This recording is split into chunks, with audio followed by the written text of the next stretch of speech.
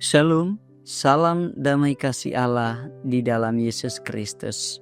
Selamat hari Minggu, Tuhan memberkati saudara. Kita berjumpa lagi dalam program Renungan Harian Toraya, edisi Minggu 1 Maret 2026. Saudara-saudara, kita akan bersama mendengarkan firman Tuhan dari Injil Yohanes pasal 3 ayat 1 sampai 17. Sebelumnya, mari bersama kita berdoa. Ya Tuhan, Allah pemilik kehidupan kami, yang telah membenarkan kami karena kasih-Nya, yang telah menyatakan keselamatan bagi kami anak-anak-Nya di dalam Yesus Kristus. Hari ini kami bersuka cita boleh mendapat waktu yang indah untuk mendengarkan firman-Mu. Biarlah lewat firman ini kami tahu bahwa di dalam Kristus kami telah dilahirkan kembali menjadi anak-anak Tuhan. Terpujilah kekal Engkau Bapa di dalam kasih-Mu. Amin. Saudara-saudara yang kekasih dalam Yesus Kristus, Injil Yohanes pasal 3 ayat 1 sampai 17. Ada seorang Farisi yang bernama Nikodemus, seorang pemimpin Yahudi. Ia datang pada waktu malam kepada Yesus dan berkata, "Rabi, kami tahu bahwa Engkau datang sebagai guru yang diutus Allah, sebab tidak ada seorang pun yang dapat mengadakan tanda-tanda yang Engkau adakan itu jika Allah tidak menyertainya." Yesus menjawab, "Sesungguhnya aku berkata kepadamu, jika seseorang tidak dilahirkan kembali, ia tidak dapat melihat kerajaan Allah." Kata Nikodemus kepadanya, "Bagaimana mungkin seseorang dilahirkan kalau ia sudah tua? Dapatkah ia masuk kembali ke dalam rahim ibunya dan dilahirkan lagi?" Jawab Yesus, "Sesungguhnya aku berkata kepadamu, jika seseorang tidak dilahirkan dari air dan roh, ia tidak dapat masuk ke dalam kerajaan Allah. Apa yang dilahirkan secara jasmani bersifat jasmani, dan apa yang dilahirkan dari roh bersifat rohani. Janganlah heran karena aku berkata kepadamu, kamu harus dilahirkan kembali. Angin bertiup kemana ia mau, dan engkau mendengar bunyinya, tetapi engkau tidak tahu dari mana ia datang atau kemana ia pergi. Demikianlah halnya dengan tiap-tiap orang yang lahir dari roh." Kata Nikodemus kepadanya, "Bagaimanakah mungkin hal itu terjadi?" Jawab Yesus, "Engkau guru orang Israel, dan engkau tidak mengerti hal-hal itu? Sesungguhnya aku berkata kepadamu, kami berbicara tentang apa yang kami ketahui, dan kami bersaksi tentang apa yang telah kami lihat. Tetapi kamu tidak menerima kesaksian kami. Kamu tidak percaya waktu aku berbicara kepadamu tentang hal-hal duniawi. Bagaimana kamu akan percaya kalau aku berbicara kepadamu tentang hal-hal surgawi? Tidak ada seorang pun yang telah naik ke surga selain Dia yang telah turun dari surga, yaitu Anak Manusia.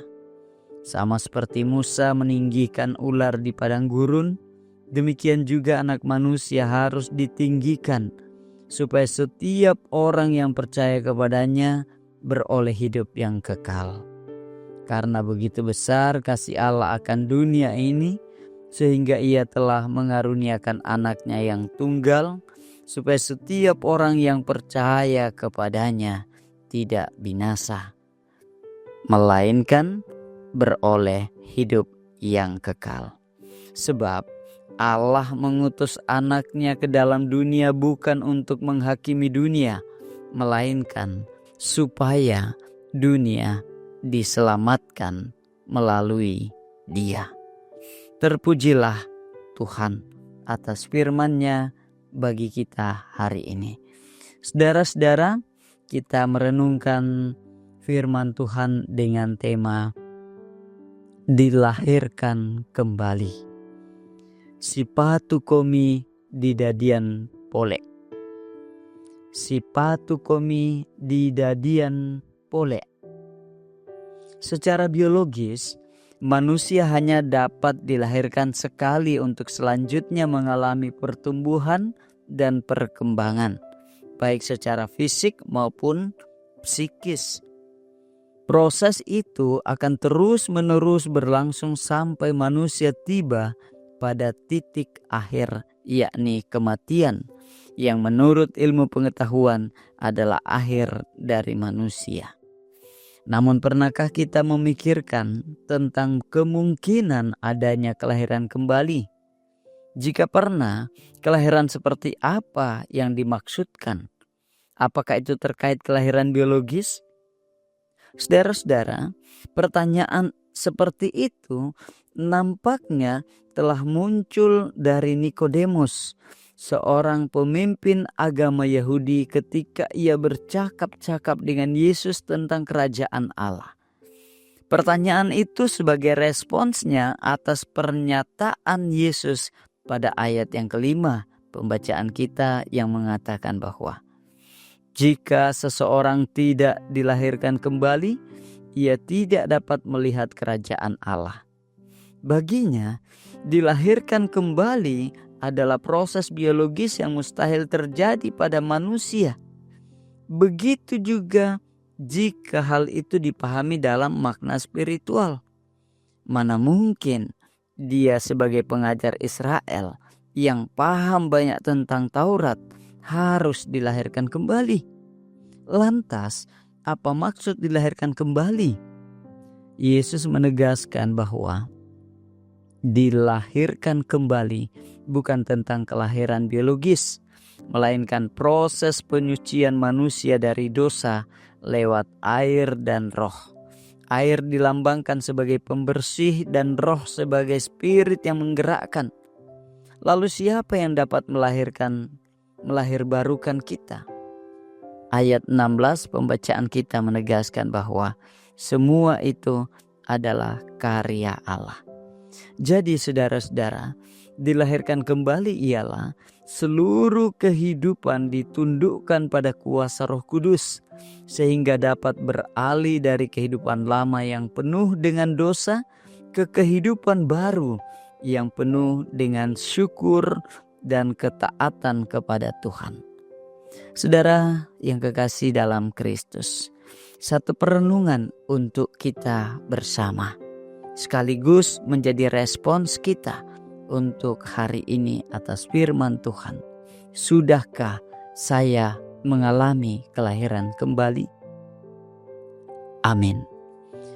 Terpuji kekal Engkau Tuhan. Kami bersyukur untuk firman-Mu yang hari ini mengajarkan kepada kami bahwa kami hidup karena cinta kasih Tuhan. Dan kami mengalami kehidupan di dalam kebenaran Tuhan karena karya Allah di dalam Yesus Kristus. Kami percaya bahwa Tuhan terus mengasihi kami.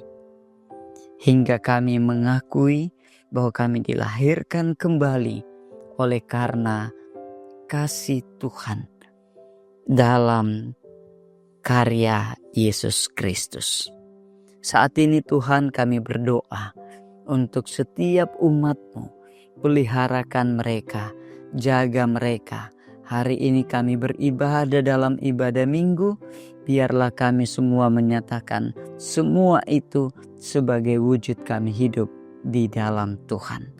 Terpujilah kekal Engkau ya Bapa, ampuni segala dosa kami, pelihara kami dalam aktivitas kami, setiap pelayanan kami, setiap tugas kami, setiap kehidupan kami.